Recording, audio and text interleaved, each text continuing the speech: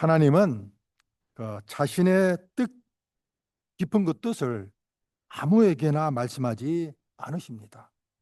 믿을 수 있고 신뢰하는 사람에게만 마음을 나누신다는 겁니다.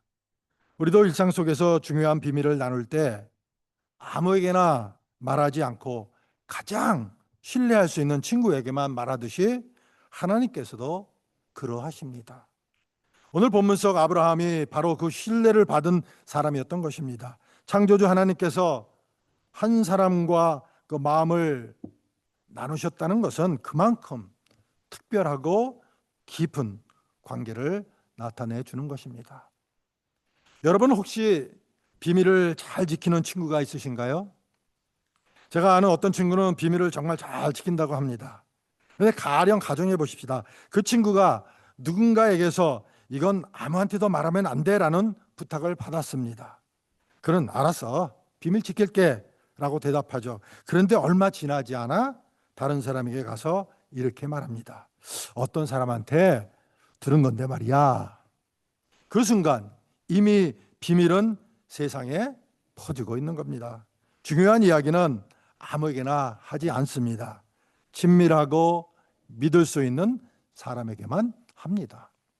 오늘 본문에서 하나님이 바로 그런 중요한 이야기를 아브라함에게 들려주십니다.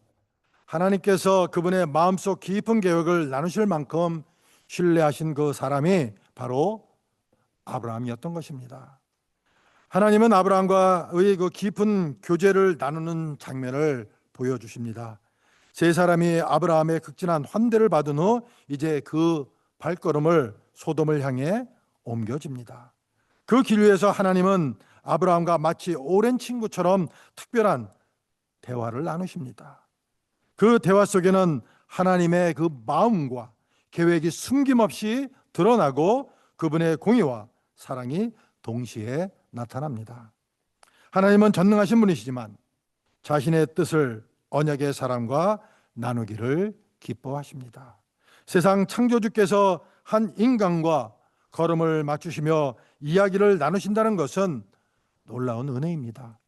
사실 하나님이 아담과 하와를 창조하신 이유 중 하나도 바로 이렇게 친밀한 교제를 나누기 위함이었던 것입니다. 에덴 동산에서 날마다 그들과 함께 거니시며 대화를 나누셨던 하나님은 지금도 우리와 그런 관계를 원하십니다. 그러므로 우리도 신앙의 여정 속에서 이런 친밀한 순간을 경험할 수 있다는 사실이 큰 위로가 됩니다.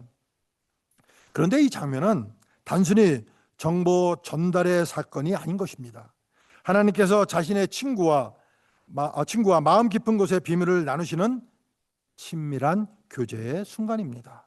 세상의 창조주이신 분이 아브라함과 눈을 맞추고 음성을 주고받으며 마음을 터놓고 계신 겁니다. 아브라함은 언약의 파트너로 부름을 받았고 그 관계 속에서 하나님은 중요한 일을 하나도 숨기지 않으십니다. 친구와 친구 사이에는 신뢰가 있고 그 신뢰 속에서 비밀은 공유가 되는 겁니다. 하나님이 아브라함을 그렇게 대우하셨다는 것은 경외함과 순종 속에 사는 자에게 주어지는 놀라운 복이라는 겁니다. 16절에서 손님들이 일어나 소돔 쪽으로 향할 때 아브라함은 그들을 배웅했습니다. 성경은 단순히 보냈다 하지 않고 함께 동행했다라고 기록을 하고 있습니다. 이 동행은 단순한 예의가 아니라 하나님과의 교제를 계속 이어가고자 하는 그 아브라함의 마음이었던 것입니다. 그는 집 앞에서 멈추지 않고 하나님의 발걸음을 따라가며 함께 걷는 시간을 가졌습니다. 생각해보면 배웅하는 모습도 문화마다 다릅니다. 미국에서는 손님이 집 문을 나가면 잘 가세요라고 인사한 뒤 어떻게 하죠? 바로 문을 닫고 들어갑니다. 그렇죠? 그런데 미국에 사는 그 한국 분들 대부분은 여전히 손님이 차에 타고 떠나는 모습이 안 보일 때까지 서서 손을 흔들며 배웅을 합니다.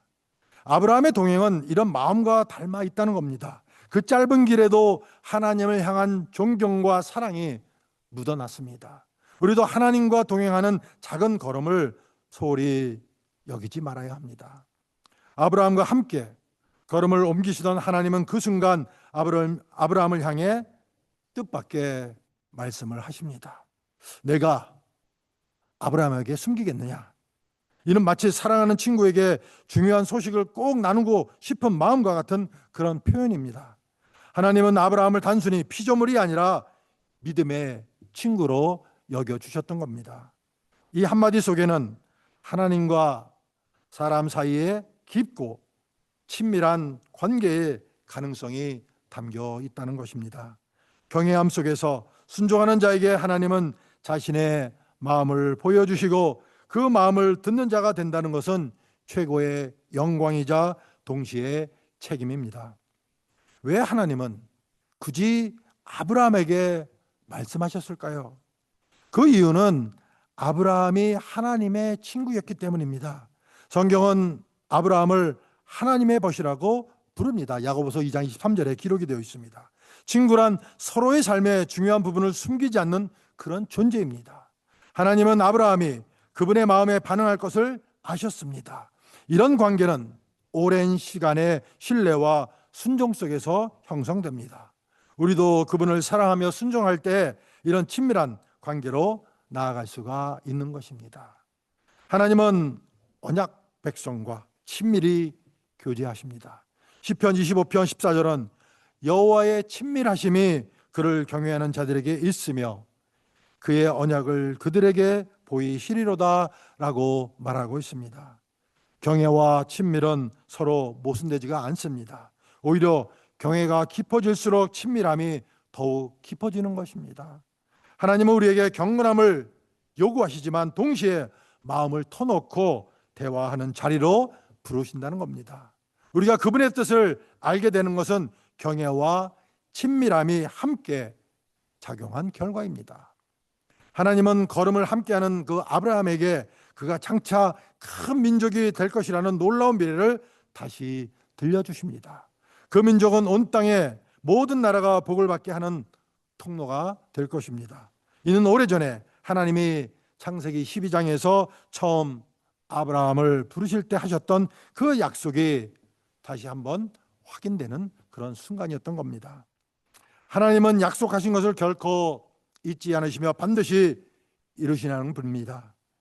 세월이 흘러도 그분의 말씀은 변하지 않습니다. 아브라함의 부르심은 단순히 개인적인 그런 영광이 아니라 열방을 향한 하나님의 구원의 계획과 깊이 연결이 되어 있습니다. 그리고 하나님은 왜 이 약속을 다시 확인하시는지 이유를 말씀하십니다. 아브라함에게는 자녀와 권속에게 하나님의 도를 지키게 할 사명이 주어졌기 때문입니다. 가정의 그 영적 리더십은 하나님의 나라를 세워가는 핵심입니다. 신앙은 한 사람의 개인적인 경험에 머물러서는 안 되고 반드시 세대에서 세대로 전해져야 합니다. 그 책임은 먼저 부모 세대에게 있습니다. 하나님은 믿음의 가정을 통해 세상을 변화시키시기를 원하십니다. 여기서 우리는 중요한 교훈을 얻게 됩니다. 하나님의 계획은 한 사람의 성공이 아니라 한 세대의 변화에 있다는 겁니다. 하나님은 한 가정을 통해 하나님의 도와 의가 세상에 흘러가게 하십니다. 아브라함이 그 역할을 맡은 것처럼 오늘날의 부모 세대도 동일한 부르심을 받고 있다는 겁니다. 가정에서의 그 신앙 교육은 단순히 선택이 아니라는 것이죠. 신앙 전수는 하나님의 구속사에서 반드시 필요한 과정입니다. 하나님은 우리 각자에게도 동일한 원리를 적용하십니다. 믿음의 사람은 자신에게 맡겨진 가정과 공동체 안에서 하나님의 길을 가르쳐야 하는 것입니다. 이것은 목회자나 교사만의 사명이 아닙니다. 모든 신자는, 모든 성도는 자기 가정의 제사장으로 부름을 받았다는 것입니다. 우리는 삶과 말로써 하나님의 길을 보여주어야 합니다. 신앙은 말보다 삶으로 전해질 때 가장 강력하게 전수가 되는 것입니다. 20절과 21절에서 하나님은 소돔과 고모라의 죄악이 힘이 무겁다고 말씀하십니다. 그들의 부르짖음이 크다는 것은 죄악이 하늘에까지 이르렀다는 뜻입니다. 도덕적 타락과 폭력이 극에 달한 그런 상태였습니다. 하나님은 이 부르짖음을 들으시고 움직이십니다. 악을 외면하지 않으시는 공의의 하나님이십니다. 이 말씀은 우리 시대에도 깊은 울림을 줍니다. 내려가서 보고라는 그 표현은 하나님의 그 전지성을 부정하는 것이 아닙니다. 이는 공정하고 철저한 심판을 상징하는 표현입니다. 마치 재판관이 모든 증거를 알고 있지만 공정함을 보이기 위해 현장을 직접 확인하는 것과 같다고 말씀을 드릴 수가 있습니다. 하나님은 심판하시기 전에 충분히 확인하십니다. 그분의 판단은 감정적이지 않고 완전한 진리에 근거합니다. 하나님의 방식은 언제나 의롭고 신실합니다. 우리도 사람을 판단할 때 이런 원리를 적용해야 하는 겁니다. 하나님의 심판은 즉흥적이지 않습니다. 감정이나 순간적인 분노에 의해 이루어지지 않는다는 것이죠. 철저한 사실과 진리에 근거하여 공의롭게 진행해 가십니다. 이것은 우리에게 위로와 경고를 동시에 줍니다. 의인에게는 위로가 되고 악인에게는 경고가 됩니다. 하나님은 결코 의인을 불의한 자와 함께 멸망시키지 않으십니다. 그렇기 때문에 우리는 하나님의 심판 속에서도 늘 그분의 인내와 긍휼의 여지를 발견할 수가 있습니다. 성경에 구체적으로 언급되어 있지는 않지만 하나님의 그 일관된 그 성품에 비추어 볼 때 소돔과 고모라에도 어떤 방식으로든 경고나 회개할 기회가 주어졌을 가능성이 충분합니다. 노아 시대에도 홍수 심판 전에 오랜 기간 방주를 준비하게 하셔서 사람들이 돌아올 기회를 주셨습니다. 느느웨 성에도 요나를 보내어 40일 동안 회개할 시간을 주셨습니다. 하지만 그들은 그 기회를 무시했고 회개하지 않았습니다. 하나님의 인내를 무시하는 것은 큰 죄이며 우리는 그분의 오래 참으심을 값싼 은혜로 여기지 않아야 합니다. 그렇다면 하나님은 왜 이런 소식을 굳이 아브라함에게 알려주셨을까요? 단순히 상황을 보고하려는 것이 아니었습니다. 하나님은 아브라함이 중보기도의 자리에 서도록 부르셨던 것입니다. 하나님은 자신의 친구를 사역에 참여시키십니다. 기도는 하나님의 뜻과 계획에 동참하는 통로입니다. 하나님은 혼자서도 모든 일을 하실 수 있으시지만 우리를 기도의 자리로 초대하신다는 겁니다. 이것이 친밀한 관계 속에서 주어지는 특권이라는 것입니다. 하나님과 가까이 있는 사람은 그분의 마음을 느끼고 그 뜻을 품게 됩니다. 아브라함은 소돔의 죄악이 크다는 소식을 들었지만 단순히 당연하다고 생각하며 외면하지 않았습니다. 아브라함은 곧 이어질 그 23절부터 그 성 안에 의인이 있을 가능성을 붙들고 하나님께 간구하게 되는 것을 보게 됩니다. 비록 우리가 아직 그 부분을 읽지는 않았지만 그의 마음이 이미 긍휼을 향하고 있었음을 우리 본문 속에서 느낄 수 있습니다. 친밀한 관계는 하나님의 시선으로 세상을 보게 만듭니다. 하나님의 마음은 공의뿐만 아니라 긍휼로도 가득하다는 것을 알기에 아브라함은 심판보다 구원을 먼저 바라보게 되었습니다. 이것이 하나님의 친구가 갖는 마음입니다. 하나님과 친밀한 자는 심판보다 긍휼을 먼저 생각합니다. 이는 하나님께서 모세와 예레미야 그리고 예수님께서도 보여주신 그런 마음입니다. 중보자는 죄인을 변명하는 사람이 아니라 그들을 구원하기 위해 하나님의 긍휼을 붙드는 사람입니다. 우리는 종종 정의를 말하지만 하나님의 정의 안에는 긍휼이 함께 있다는 겁니다. 그 균형이 무너질 때 우리의 판단은 하나님과 멀어질 수도 있습니다. 오늘 우리의 기도 제목도 점검해야 합니다. 우리는 하나님의 뜻을 알고도 무관심하지 않은가요? 하나님이 보여주신 그 필요 앞에서 침묵하고 있지는 않습니까? 하나님께서 어떤 사람이나 상황을 보여주셨다면 그것은 기도의 사명일 수 있다는 겁니다. 기도는 하나님이 우리에게 맡기신 영적 책임입니다. 우리는 그것을 무겁게 여겨야 합니다. 하나님이 우리에게 보여주시는 일들은 곧 기도의 제목입니다. 아브라함처럼 우리는 그 자리에서 하나님의 뜻을 이루기 위해 무릎을 꿇어야 한다는 겁니다. 세상은 말로 바뀌지만 기도를 통해 세상은 말로 바뀌지 않습니다. 오직 기도를 통해 변화가 됩니다. 기도는 하나님이 세상을 움직이는 방법이며 우리는 그 도구가 될 수 있는 아주 특별한 특권을 받은 그런 사람들입니다. 하나님은 여전히 오늘도 자신의 뜻을 사람들에게 알리십니다. 말씀을 통해, 기도를 통해, 성령님의 감동을 통해 알려주십니다. 중요한 것은 우리가 그 음성을 듣고 어떻게 반응하는가 하는 것입니다. 하나님은 듣는 귀가 있는 자를 찾으십니다. 귀가 있어도 듣지 않으면 주어진 기회를 놓치게 됩니다. 순종은 듣는 데서부터 시작이 되는 것입니다.